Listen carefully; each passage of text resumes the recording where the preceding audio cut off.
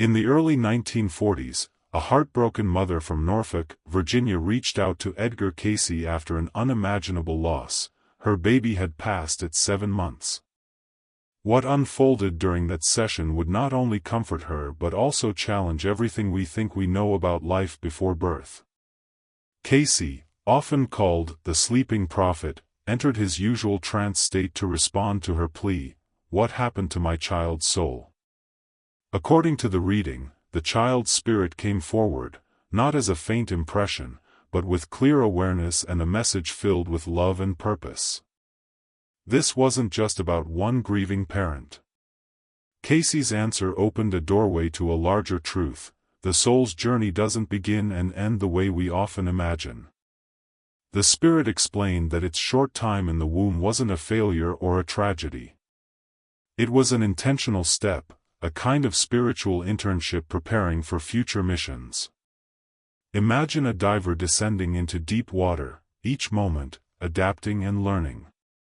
That's how the soul described its experience during pregnancy. Even when life ends early, the knowledge gained remains forever. The spirit told its mother, "I am more alive than ever. I learned love through you, and now I serve as your protector." This revelation sets the stage for what we'll uncover next. When does the soul truly connect to the body, and why does this change everything about how we view miscarriage and abortion? One of the most profound revelations from Cayce's readings is that the soul doesn't fully connect to the physical body at conception.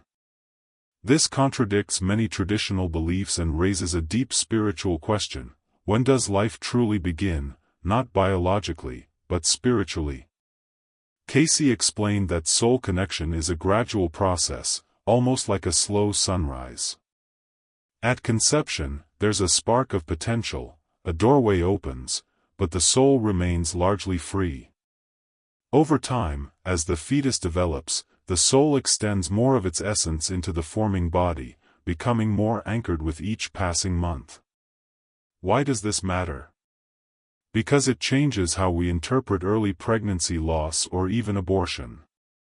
If the soul isn't instantly bound, then an interrupted pregnancy doesn't mean a life is wasted. Instead, these experiences serve a higher purpose for both soul and parents. Think of it this way: the soul is like a traveler preparing for a long journey. Each week in the womb is a rehearsal, a chance to experience physical vibration, maternal love, and the limitations of matter. If the journey ends early, the traveler doesn't lose anything. On the contrary, it returns home wiser, carrying lessons about human connection and emotion. In one reading, a spirit compared this to surfacing after a dive: "I went deep enough to learn, but I came back with greater understanding." That knowledge becomes a foundation for future incarnations, and often, for guiding the very family it briefly touched. This concept reframes miscarriage or abortion not as meaningless tragedy but as part of a spiritual education system, one that allows growth without physical permanence. Among the most astonishing accounts in Cayce's files is the case of a mother whose pregnancy ended at just 22 weeks. Devastated, she asked through a reading, "What happened to my baby's soul?" What came through wasn't vague or symbolic. It was specific, emotional, and unforgettable. Cayce, deep in trance, spoke words the mother would never forget. "I am not gone, Mother. I am more alive than ever. My time with you was a graduate school in human love. I now serve as your protector."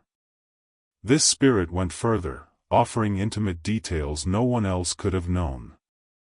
It described a night when the father, silent about his grief, cried alone in the garage 3 days after the loss. The mother later confirmed this was true.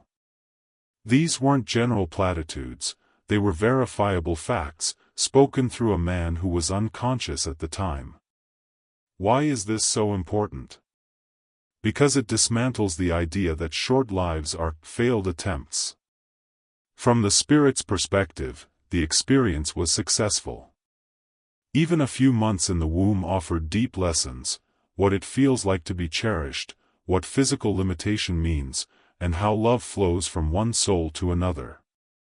But the revelation didn't stop there. This spirit promised it would return. Not in a dream or as a whisper, but as a future child. And for many families, Cayce's readings predicted exactly that, sometimes even giving the date of conception and details of the next baby, which later proved accurate. If this sounds unbelievable, wait until you hear what came next, a case involving 3 spirits, 3 separate losses, and a plan that reshaped one family's entire destiny. One of the most extraordinary stories in the Cayce archives involves a couple from Richmond who endured 3 consecutive pregnancy losses. To them, it felt like a cruel twist of fate. But what came through in Cayce's reading changed everything. Instead of silence, 3 distinct voices spoke, 3 souls, each explaining their brief journey. The first spirit, present for only 8 weeks, shared. I came to awaken your hearts to deeper love. My mission was complete in those 2 months. The second, who stayed for 4 months, revealed something even more profound.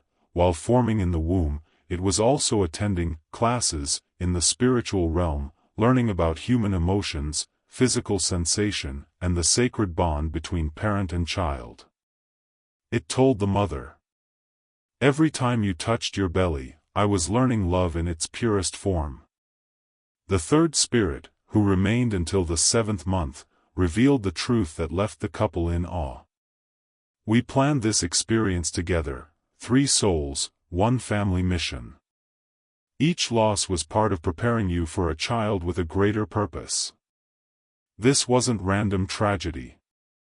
It was collaboration. What Cayce often described as soul groups working toward collective growth. These spirits explained that every tear, every prayer had built a stronger spiritual bridge between earth and heaven.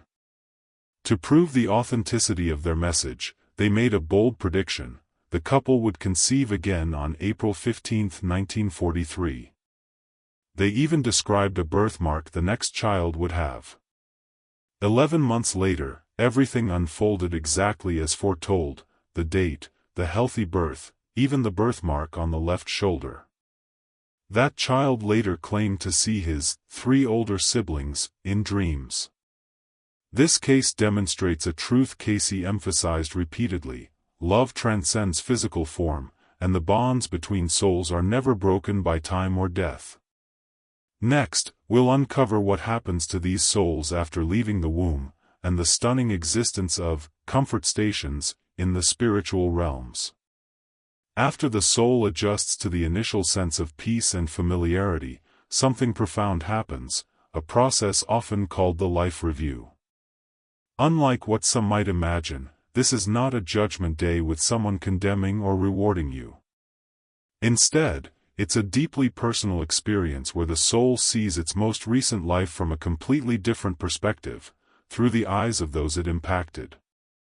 According to Cayce's readings and other spiritual traditions, this review isn't about punishment, it's about understanding. You don't just recall what you did, you feel it.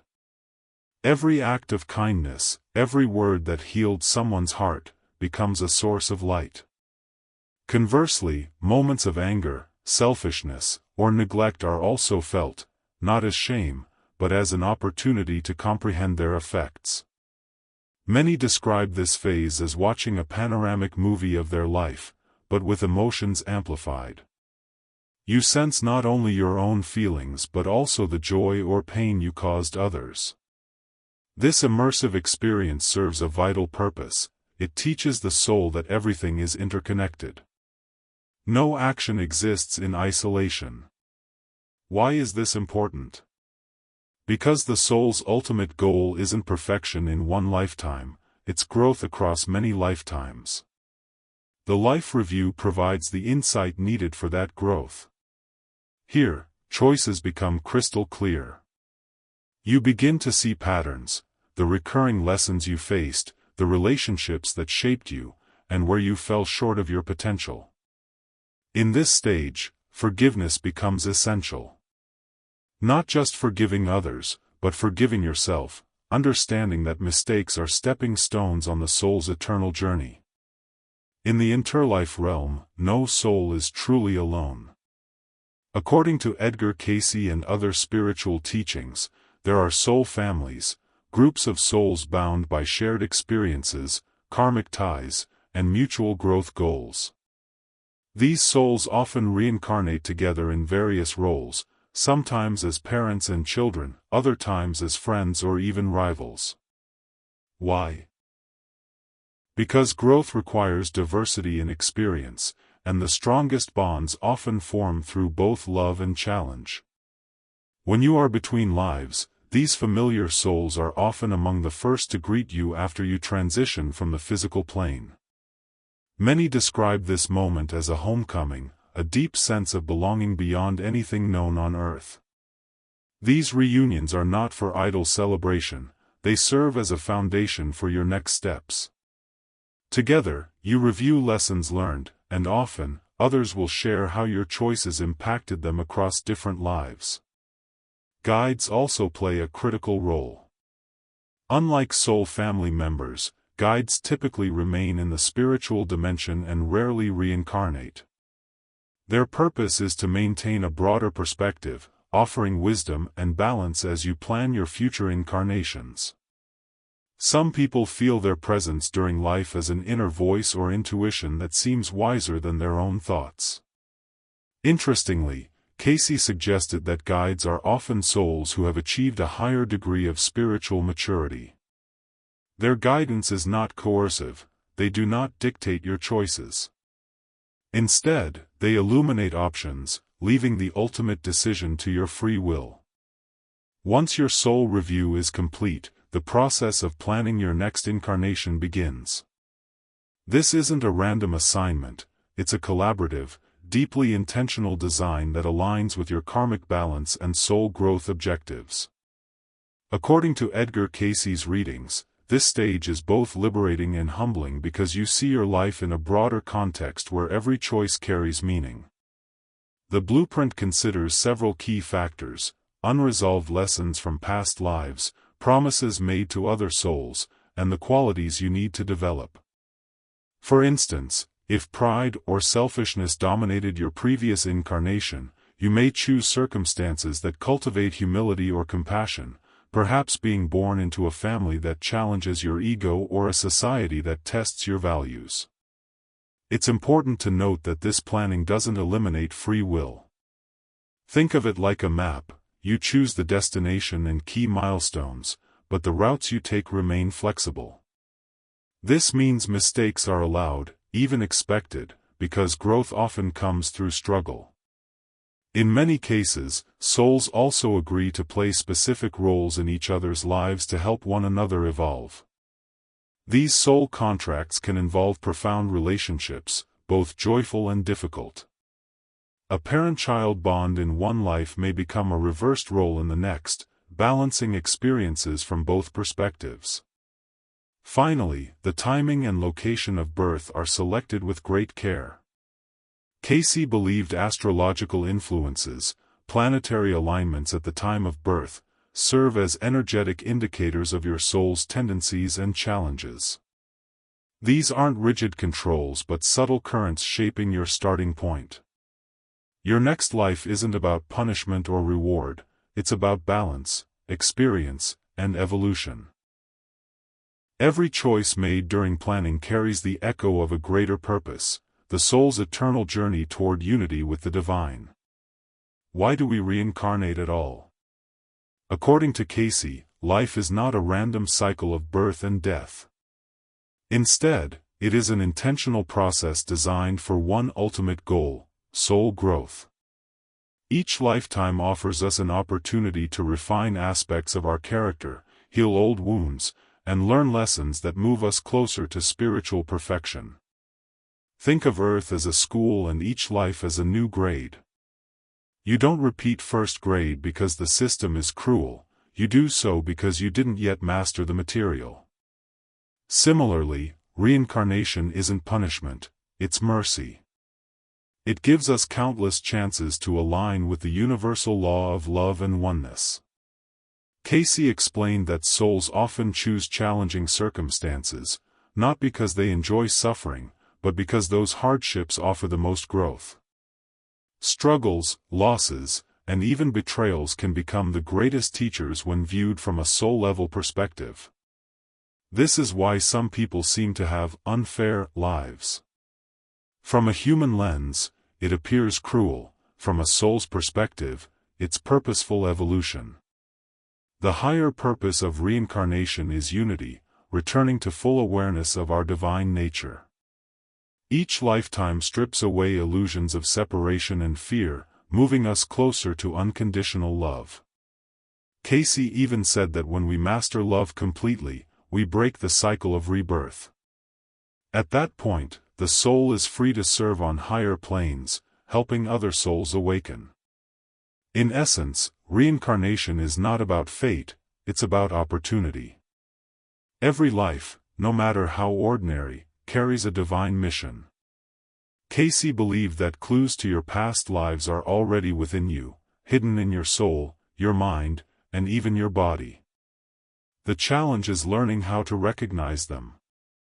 One of the most powerful indicators lies in your strongest attractions and aversions. If you feel an unexplainable connection to a certain culture, era, or skill, it may stem from a life you once lived. Likewise, irrational fears, such as a deep fear of water or heights, could be echoes of past life experiences. Cayce also said that your talents and natural gifts often carry over from lifetime to lifetime. A child who sits at a piano and plays without lessons may be remembering skills from another existence. Even physical traits or birthmarks, according to some spiritual traditions, can be remnants of past life injuries or experiences. So, how do you access these memories consciously? Cayce suggested 3 main methods. 1. Meditation and prayer. Quieting the mind helps align you with your higher self, which holds the record of all your incarnations. 2. Dream analysis. Dreams are often windows to past lives because the soul speaks symbolically when the conscious mind sleeps.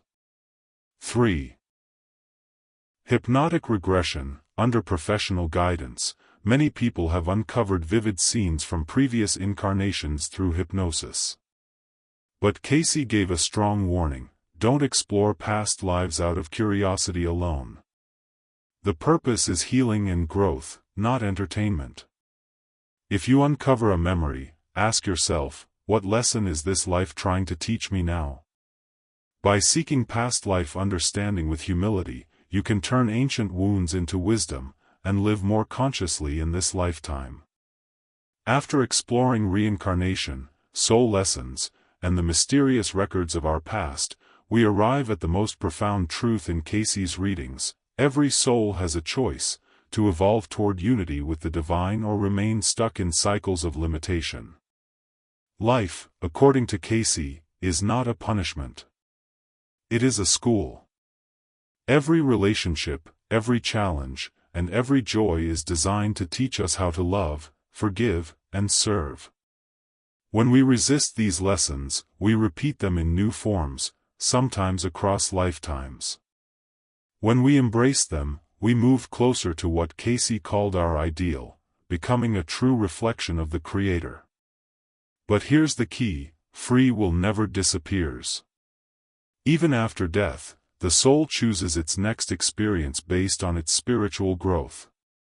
Those who cling to selfishness or fear often reincarnate quickly, drawn to situations that mirror their unresolved patterns. Those who cultivate compassion and higher awareness may ascend to more harmonious realms before returning, or may no longer need to return at all. This ultimate choice isn't about judgment. It's about vibration. Like attracts like. Souls who radiate love are drawn to environments of love. Those trapped in anger find themselves in worlds that echo that energy. Cayce's message was clear: the future is not fixed. Every thought, every act of kindness, and every effort to forgive shapes not only this life but the next. You are the architect of your eternity. So ask yourself today, what kind of soul do you want to become? Because that decision begins now, at this very moment. What Edgar Cayce revealed about the soul's journey is both humbling and empowering. Life is not random. Every encounter, every struggle, and every joy is a stepping stone toward something greater, your ultimate reunion with the divine. You are not here by accident. The choices you make today ripple into eternity. Whether you live in fear or in love, whether you forgive or hold on to bitterness, determines not just this life, but countless lives ahead. So the question is, what will you do with this knowledge? Will you repeat old patterns, or rise above them? The power lies within you, because, as Cayce said, mind is the builder, and the physical is the result. If this message resonates with you, don't keep it to yourself. Share this video so others can awaken to their soul's purpose. And if you want to explore more about reincarnation, near-death experiences, and Edgar Cayce's fascinating prophecies, subscribe and turn on the notification bell, because the journey doesn't end here. Your soul's story is still being written. Make it a masterpiece. If this video opened your eyes to what really happens between lives, imagine what else you can discover about your soul's eternal journey. These truths are too powerful to keep to yourself.